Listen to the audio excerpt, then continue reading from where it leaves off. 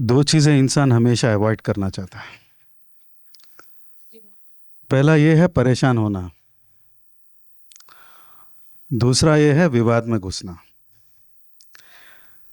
But ये दोनों चीजें हर इंसान की जिंदगी में होके रहेंगे। डिस्प्यूट रेजोल्यूशन हब जो हमने चालू किया है, एक फोकस से चालू किया है कि कोई भी विवाद हो उसकी बुनियाद ईगो ज्यादा रहता है। फाइनेंशियल इश्यू कम रहता है बट ईगो इश्यू ज्यादा रहता है। आप हिंदी फिल्मों में देखे होंगे, लाइव जिंदगी में भी देखे होंगे। कभी भी कोई विवाद आता है, थोड़ी बातचीत चलेगी, उसके बाद लड़ाई चलेगा। बट अगर आप गौर से लड़ाई को देखेंगे, दोनों में एक जुनून सवार रहता है कि मैं इसे दिखाऊंगा आखिर मैं कौन हूं। बट फंडामेंटल बात यह है कि हर इंसान ये खुद नहीं जानता कि आखिर वो कौन है। बट इस छोटे से मसले से कमर्शियल डिस्प्यूट्स आज की रेट में इतने कोर्ट्स में पेंडिंग है, सॉल्व करने के लिए साल लग जा रहे हैं। Courts mediation, arbitration and conciliation act बोल के 1996 में एनेक्ट किया है। उसके बाद 2023 में मीडिएशन एक्ट स्टार्ट किया है। बिकॉज टुडे जुडिशरी ये मानता है कि बहुत से ऐसे कमर्शियल डिस्प्यूट्स है जो बातचीत में सॉल्व किया जा सकता है और बातचीत में इश्यू नैरो डाउन हो जाती है। इश्यूज जब लिस्ट आउट हो जाते हैं कि एंटायर कमर्शियल ट्रांजैक्शन में इतना पैसा का लॉस है, दोनों तरफ से इतना ही नुकसान हो सकता है, जिसका इंटरेस्ट इतना बनेगा, जिसके डैमेजेस इतने बन सकते हैं, और दोनों में समझौता करने के लिए ये 4-5 रास्ते हैं। अगर हम उस विवाद को इस स्टेज तक लेके आए, सो मीडिएशन में वो डिस्प्यूट सॉल्व हो जाता है। इस पॉइंट पे हमने डिस्प्यूट रेजोल्यूशन हब को स्टार्ट किया है और सारे एडवोकेट्स को, चार्टर्ड अकाउंटेंट्स को, कंपनी सेक्रेटरीज को एकत्र करने का प्रयास किया है। इस जर्नी में हमने बहुत से रिटायर्ड जजेस को भी इन्वॉल्व किया है सो दैट वो जुडिशरी एंगल लेके आए। एडवोकेट्स जो ये चाहते हैं कि भाई मेरे क्लाइंट को सॉल्यूशन मिले। कोड ऑफ सिविल प्रोसीजर में एक सेक्शन है जो 89 is the number of the section, जिसमें यह कहा जाता है कि अगर दोनों पार्टीज अपने दलीलें जज के सामने पेश करे तो एक मौका दिया जाता है दोनों पार्टीज को एक न्यूट्रल पर्सन के पास जाके उस इश्यू को सॉर्ट आउट करने की कोशिश करे। This is where we call it as out of court settlements. ये हर सिविल केस में होता है बट उस प्रोविजन को कभी एक्सरसाइज किया नहीं है। Very few exercise it and finally they come up with something called a memorandum of understanding, place it in front of the जज। इसे हम लोक अदालत में भी क्लोज करेंगे। But bottom line summary is same कि through mediation this particular dispute is settled. इसके लिए यह चाहिए कि जो मीडिएटर है वो इस एंटायर प्रोसेस, मतलब दोनों पार्टी से पूरी दास्तान सुने, उस दास्ते में इश्यूज को नोट करे। मीडिएटर अवार्ड नहीं दे सकता, इसलिए मीडिएटर का फर्ज बनता है कि दोनों पार्टीज को यह समझाने की प्रयास करे कि उस इश्यू में आखिर दोनों का कंट्रीब्यूशन क्या है, दोनों का नुकसान क्या है। अगर ये 4 चीजें मीडिएटर कर देता है तो ऑटोमेटिकली डिस्प्यूट सेटल हो जाता है। ऐसे मीडिएटर्स को हम तैयार करने के लिए ट्रेनिंग्स प्लान कर रहे हैं। जो भी एडवोकेट्स हैं, जो भी चार्टर्ड अकाउंटेंट्स हैं, उन ट्रेनिंग्स में हम ये प्रोसीजर पूरा सिखाते हैं। ऐसा नहीं है कि प्रोसीजर नया है, प्रोसीजर पुराना है, बट चूक होती रहती है, तो वो चूक को निकालने की कोशिश करते हुए ये ट्रेनिंग्स देते हैं।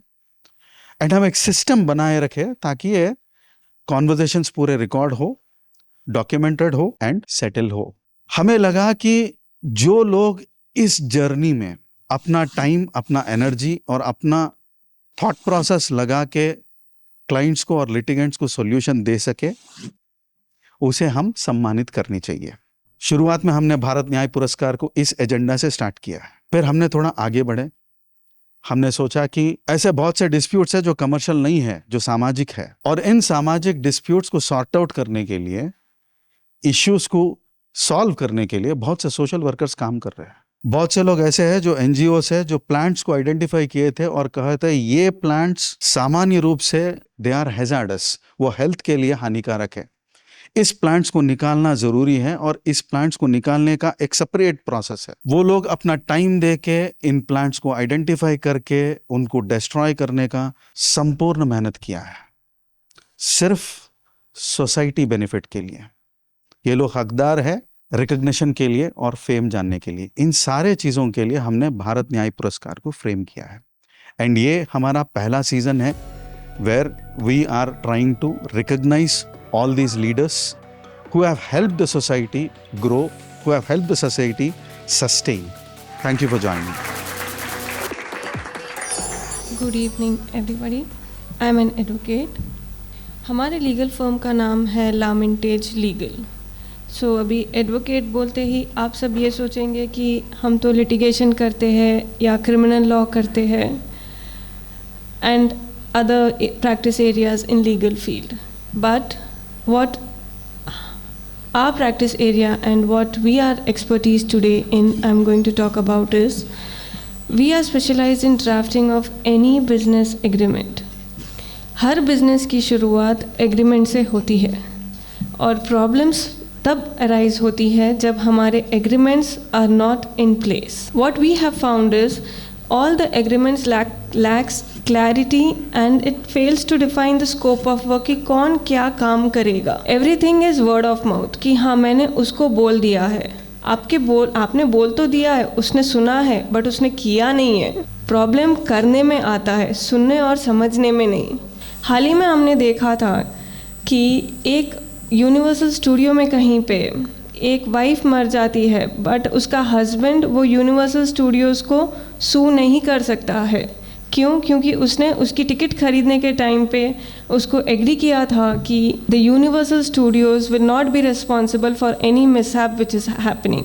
तो एक बार आप पढ़ तो लीजिए आप किस चीज़ के लिए एग्री कर रहे हो, बाद में आप बैठ के रोने से कुछ नहीं होने वाला है. So we specialise in drafting of any business agreement, let it be in media and entertainment, in sports law, in fashion law, any agreement is there. So why do you need a business agreement? Clarity और understanding रहती है कि सामने वाले से आपका expectation क्या है. आप भले ही एक बड़ा टेंडर प्रोजेक्ट ही क्यों ना ले ले, बट अगर उसमें टर्म्स एंड कंडीशंस बराबर आउटलाइंड नहीं है तो आपके काम का कोई फ़ायदा नहीं है. और अगर आपको उससे पैसे नहीं आ रहे तो वो अटर बकवास है. क्यों कोई भी बिजनेस एग्रीमेंट पे इन्वेस्ट नहीं करता? उसे लगता है कि इस पे कैसे पैसे क्यों वेस्ट करे, वो उसका फाइनेंस दिमाग यूज़ करेगा एंड बाद में अगर उसको प्रॉब्लम आएगा तो ये एग्रीमेंट ही बेस बनेगा क्योंकि कोर्ट में वो एग्रीमेंट ही पेश करेगा. एंड अगर एग्रीमेंट में कोई भी चीज़ प्रॉपरली आउटलाइंड नहीं है तो कोर्ट जाने का भी कोई फ़ायदा नहीं है. एंड हर कोई ये जानता है कि आप कोर्ट में जाओगे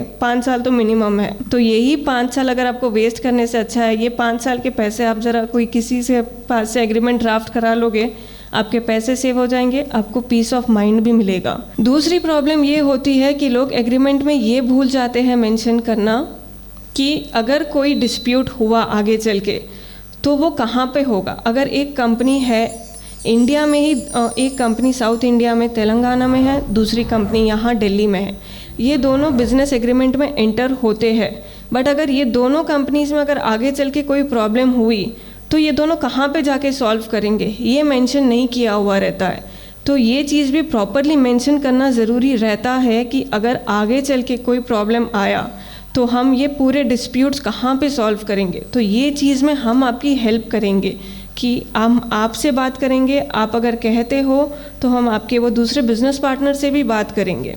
and what is suitable for you both, we will include that clause और that state for where it is commercially feasible for you both. दूसरा आता है legal protection. So you have to draft any business agreement with precision and insight. आप कुछ भी उसमें mention नहीं करके just you can just click on I agree to all the terms and conditions. आज लोग रील्स अपलोड कर रहे, दूसरे के रील्स क्लब करके अपलोड कर रहे हैं, बट क्या वो सही है? नहीं, वो सही नहीं है. आपने उससे परमिशन नहीं ली है.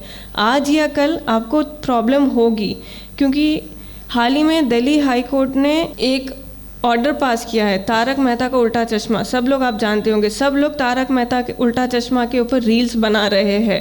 सो they have got an order from the court restricting the general public कि आप उनके कैरेक्टर्स के रील्स वगैरह नहीं बना सकते हो उनकी परमिशन के बगैर, क्योंकि वो उनकी क्रिएटिविटी है. आप उनकी क्रिएटिविटी को उनसे पूछे बगैर यूज़ कर रहे हो. ये इट इज़ सिंपल एग्जांपल कि आप उन लोग के घर में घुस गए हो उनसे बगैर पूछे, कोई आपके घर में घुसेगा बगैर पूछे तो किसी को भी अच्छा नहीं लगेगा। तो वही काम उन्होंने भी किया है। तो आपकी जो इंटेलेक्चुअल प्रॉपर्टी रहती है वो हम आपको प्रोटेक्ट करने में आपकी मदद करेंगे। आपकी इंटेलेक्चुअल प्रॉपर्टी ले लो या कॉपीराइट ले लो, पेटेंट ले लो, या आपकी कोई डिज़ाइन है, आपने जो यूनिक डिज़ाइन क्रिएट की है, we help you in drafting all those agreements for you.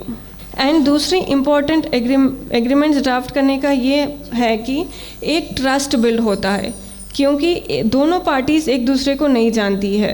तो अगर आप एक एग्रीमेंट में एंटर करोगे तो कॉन्शियसली और subconsciously you will build a trust with that other party, because when you execute the work what is mentioned in the agreement, trust is build. Okay, money is there, but trust, अगर विश्वास है तो वो एक long term में जाएगा।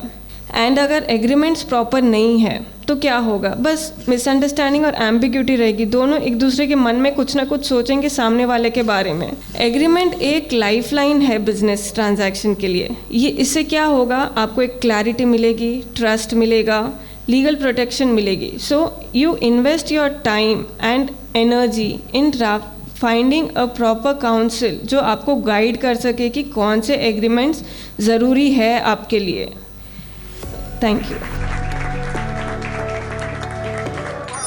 उपस्थित सभी भाई तथा बहनों, भारत न्याय पुरस्कार का आयोजन आज या dispute resolution hub and Bharat news इनके तरफ से किया गया है। जिंदगी ऐसी होती है कि जिंदगी में न्याय की जरूरी होती है। जहाँ जहाँ अन्याय होता है, इनजस्टिस होता है, वहाँ जस्टिस की मांग होती है। लेकिन हर क्षेत्र में या कुछ क्षेत्रों में जब इनजस्टिस होता है तब सोशल जस्टिस की मांग होती है।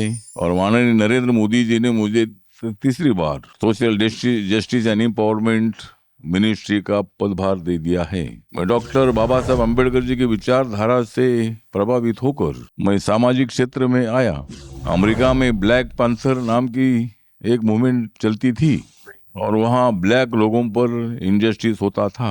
उसी तरह महाराष्ट्र में, इंडिया में हमारे कुछ एक्टिविस्ट ने जो साहित्य लिखते थे, कविता लिखते थे, उन लोगों ने तय किया कि लिखने से न्याय नहीं मिलेगा, न्याय देना है तो मूवमेंट शुरू करने की आवश्यकता है। और दलितों पर अपने देश में इनजस्टिस होता था, अन्याय होता था, तो महाराष्ट्र में, मुंबई में दलित पैंथर की स्थापना हुई थी। उस मूवमेंट से मैं आया हूँ। तो आज कई सामाजिक क्षेत्र में जिन्होंने सामाजिक न्याय के लिए काम किया है उनका सम्मान अवार्ड देकर यहाँ हो रहा है।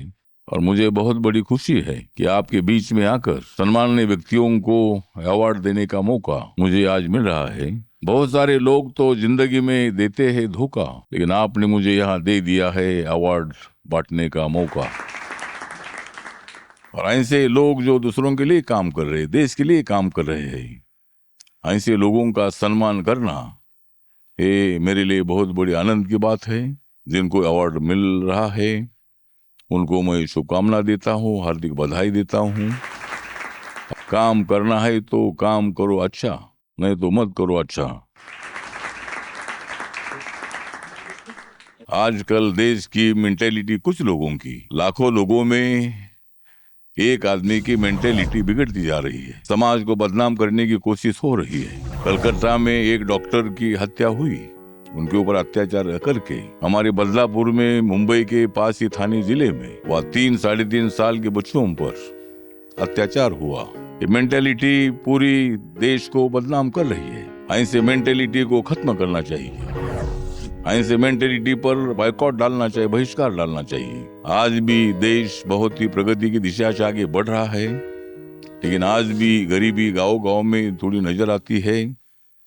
हमारे कार्यकाल में, नरेंद्र मोदी जी के कार्यकाल में 10 सालों में 25 करोड़ लोगों को गरीबी रेखा के बाहर निकाला है। गांव-गांव का विकास करने के लिए हमको काम करना है और उसके लिए हमारी सरकार आपके साथ है।